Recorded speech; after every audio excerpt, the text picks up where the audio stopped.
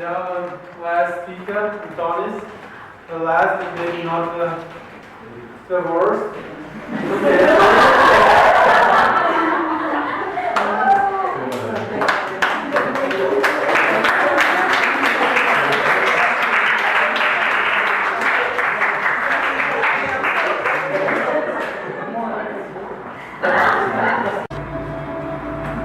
So first of all, ladies and gentlemen, I'd like to say it's my honor to have your attention for the next 15 minutes, during which I'm inviting you to follow me in not one, but 3 different parts of this story.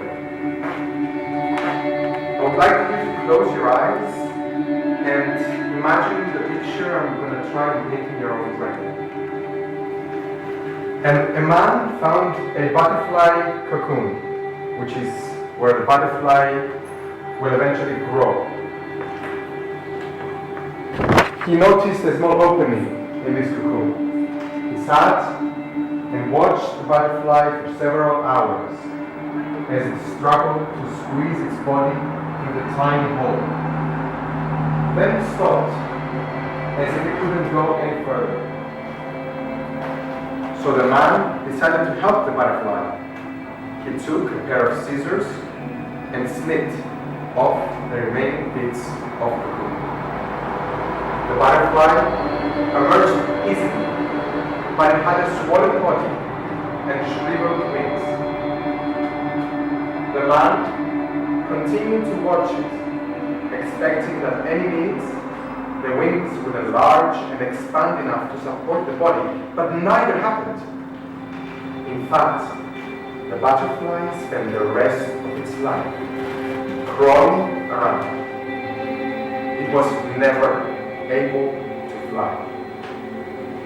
What the man in his kindness and haste did not understand is that the restricting cocoon and the struggle required by the butterfly to get through the small opening was a way of forcing the fluid from the body into the wings, so that it would be ready for flight when that was achieved. Sometimes struggles are exactly what we need in our lives. Going through life with no obstacles will cripple us. We will not be as strong as we are and as we could have been, and we could never fly. When you feel ready, open your eyes. And I would like to end this part with this quote. A ship in harbor is safe, but that is not what ships are made for. Because hardships in our lives are necessary for us to grow. With this thought, and taking in mind the discussions we've had about social justice and social injustice over the last few days, I'm moving on to the second part. The second part involves these 2 babies. The baby on the right, whose name and place of birth are irrelevant in this moment, weighed 3.8 kilos and was born just 4 days ago. The time was 6:24 and the gender was male. The baby on your right was, again, place and name not relevant. The date, again, 4 days ago. The time, a little bit earlier. The gender, the same. Because the pictures might not remind you of anything right now. Maybe the name and the place. The name and the place would remind you of something. The baby on your left is George Alexander Lewis. Was born in private ward in St. Mary's Hospital in London 4 days ago. The baby on your right is named Zhang Wei. He was born in Beijing in his own house by a lady who was privately sponsored or paid to bring out the baby. In case these photos or stories or names don't tell you anything, maybe their parents will. because the baby on your right, on your left, is the third in line to the British throne. The baby on your right, statistically, will end up working in a sweatshop in China for a few bucks per hour to sustain himself and his family. If in the year 2013 we accept this kind of social injustice for two babies that were born the same day, where are we going as a society? And moving on, I would like to show you one video, one study involving a monkey, two monkeys in particular, two monkeys of the type capuchin. And if you don't know what that is, you might remember this film. If you've seen it, that monkey is a capuchin. And if you've seen it, you actually know how smart these monkeys are. Capuchins, like humans, live in packs.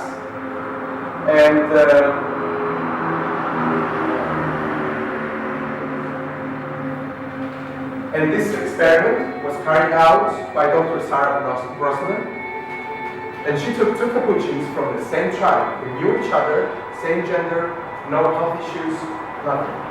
Put them in two different cages and conducted the following experiment, which was also conducted with other animals, but this is worth watching.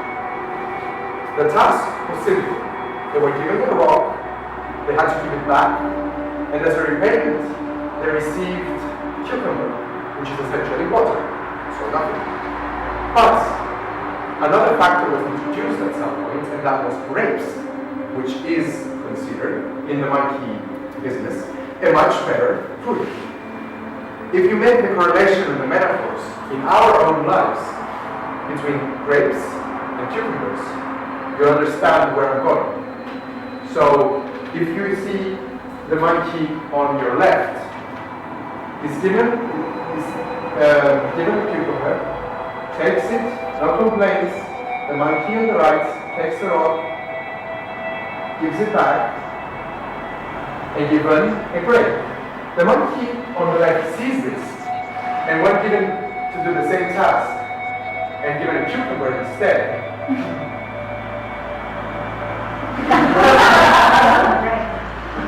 doesn't make sense. It resists. It makes noises. The monkey on the right does the same task, receives again grapes, and now you see it tests the rock on the wall of the cage to see if it's a real rock. It receives again cucumber. Rejects as unequal payment. And this continues on and on. Whereas before, it would do that if both received cucumber, no complaints, they could do it for many times in a row. If animals reject unequal pay, if animals can sense inequality, but humans accept and tolerate conditions like these, where are we going as a society? Moving on to the quote of the second part, that fairness is not an attitude, it's a professional skill that must be developed and exercised. And with this thought in mind, I'm moving to the third part of the story.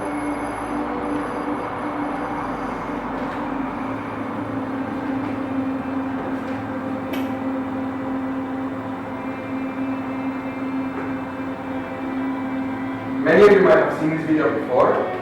It was made by a company in the US, and it's called Life Best Inside, Country's Boomerang. The first time I saw it, I loved it. And I try to share it as much as possible wherever I go, because I believe that the results and the points that this video shows are much more important than any other stories.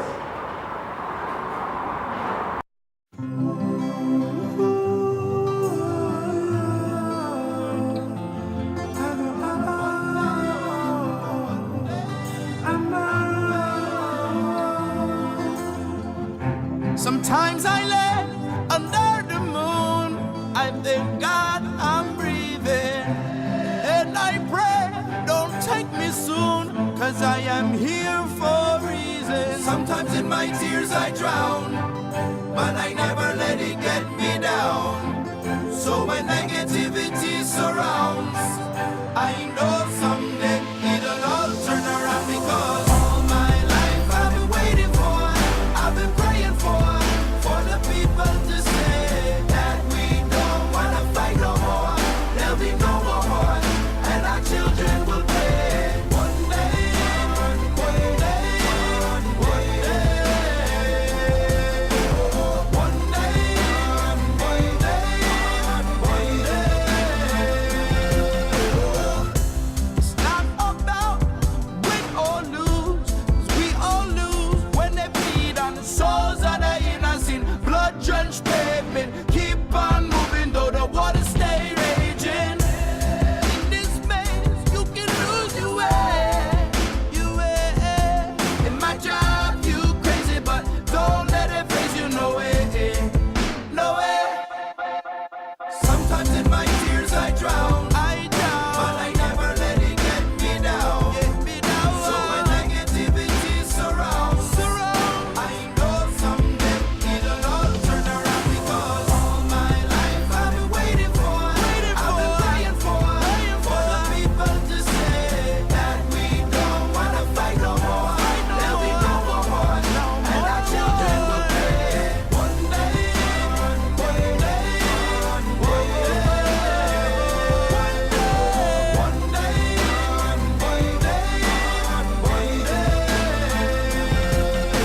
one day this all will change. Treat people the same. Stop with the violence, down with the hate. One day we'll all be free and proud to be under the same sun, singing songs of freedom like one day, one day,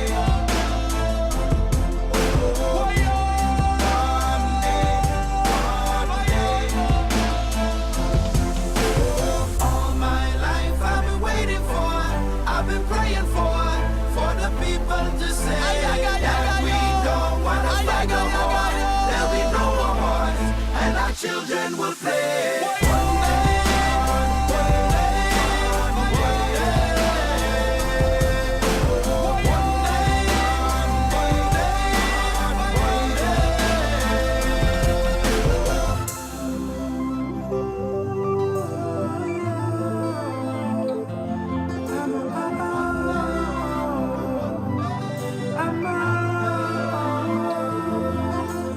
Sometimes in my tears I drown, but I never let it get me down.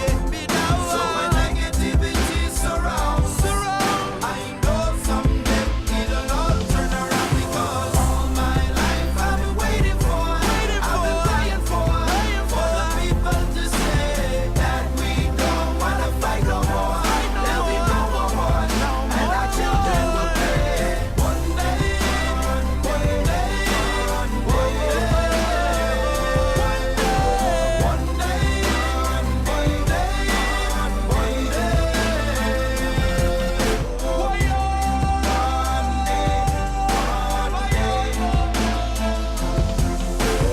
all my life I've been waiting for, I've been praying for the people to say that we don't wanna fight no more. There'll be no more wars, and our children will play. One day, one day, one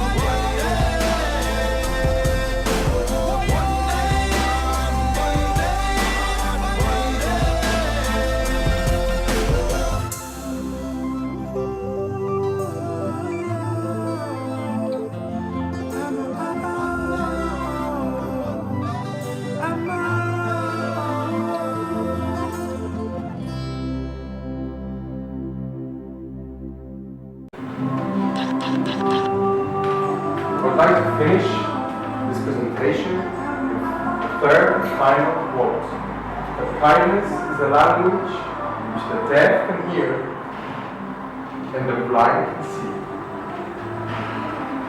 Thank you.